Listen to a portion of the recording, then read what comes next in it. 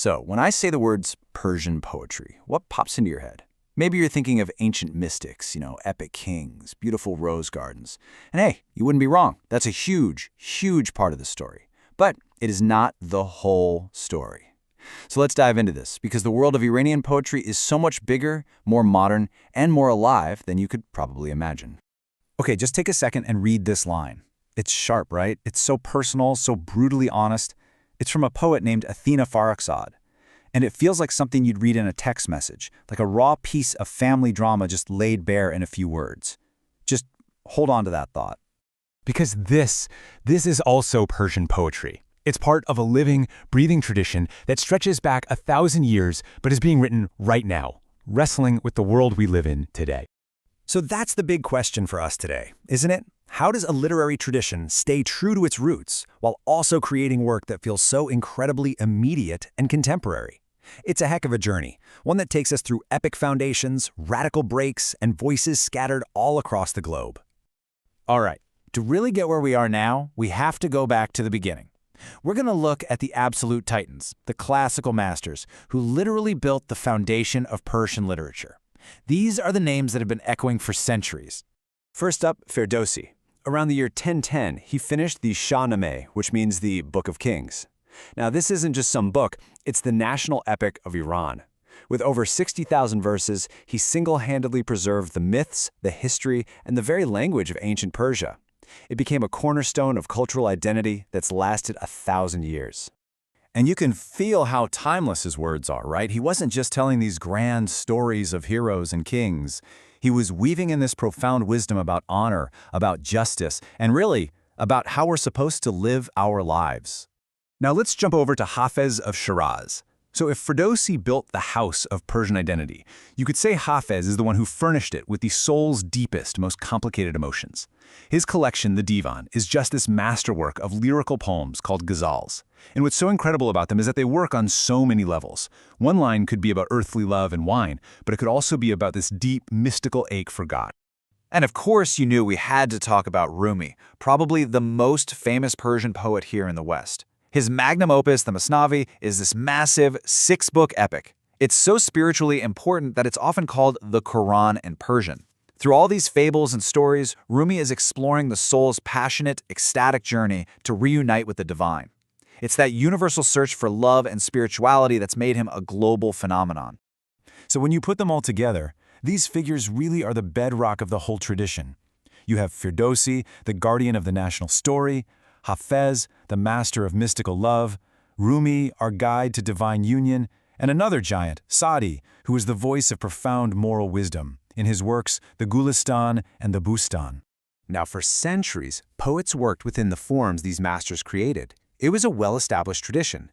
But then, the 20th century hit, and everything changed.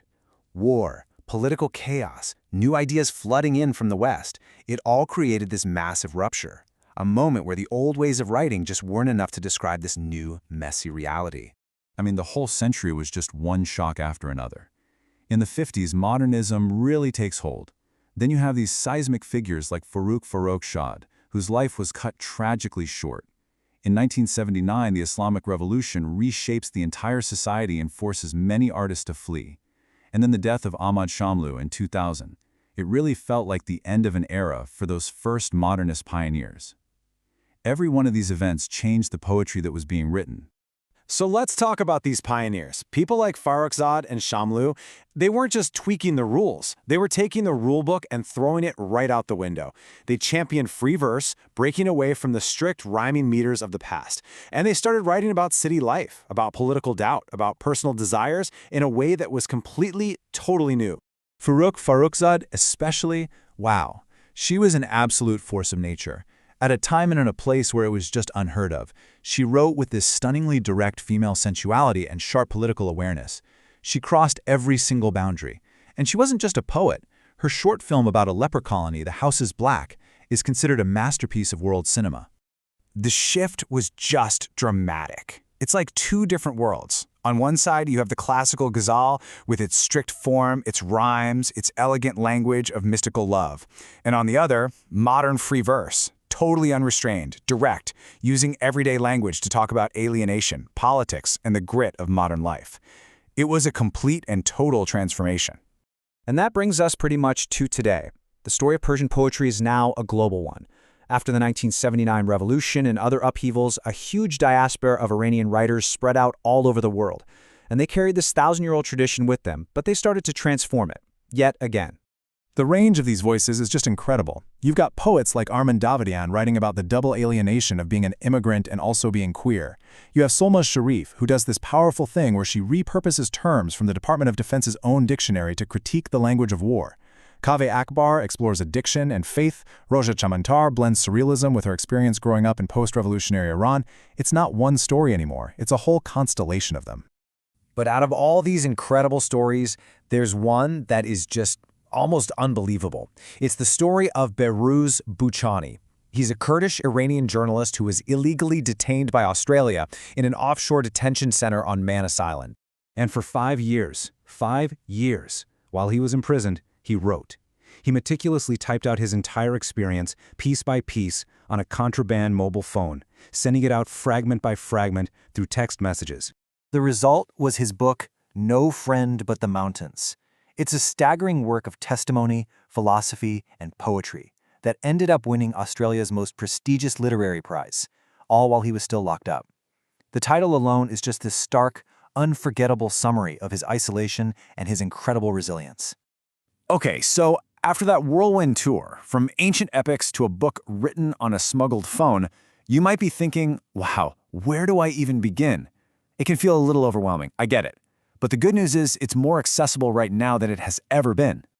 So here are a few simple, practical steps. First, maybe start with an anthology of contemporary diaspora poets. You're going to find voices in there grappling with issues that feel really familiar.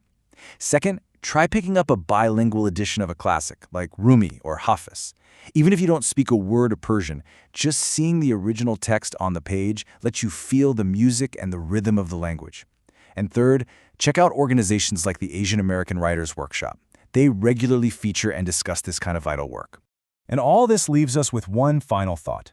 From Ferdowsi's quill pen to Behruz Boochani's mobile phone, this tradition has proven itself to be unbelievably resilient and adaptable. It's like a 1,000-year-old echo that is still finding new rooms to bounce around in, new voices to speak through. So the real question is, what's it going to sound like tomorrow?